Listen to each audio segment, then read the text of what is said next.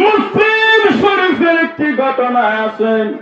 হযরত আবু হুরায়রা রাদিয়াল্লাহু তাআলা আনহু বলেন, একবার আমরা বিশ্ব নবীর সামনে বসা, এমন সময় একটি বিকট আওয়াজ আমাদের কানে আসলো। আল্লাহর হাবিব আমাদেরকে লক্ষ্য করে বললেন, ও সাহাবায়ে কেরাম, ইতিপূর্বে একটি বিকট আওয়াজ আমার কানে এসেছে, তোমাদের কানে আসছে নাকি? তখন সাহাবায়ে কেরাম বলল, হ্যাঁ, আমাদের কানেও এসেছেন।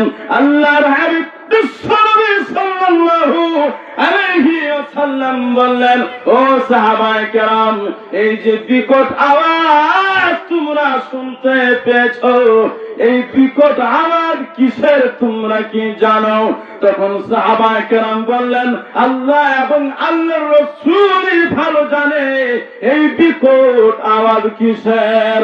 আমার বারা তখন বিশ্বনবী সাল্লাল্লাহু আলাইহি ওয়াসাল্লাম বললেন, ও আমার সাহাবীরা রে, জাহান্নামের উপর থেকে 70 বছর পূর্বে একটি বড় পাথর ছেড়ে দেওয়া হয়েছিল। 70 বছর পূর্বে একটি বিশাল পাথর জাহান্নামের উপর থেকে ছেড়ে দেওয়া হয়েছিল।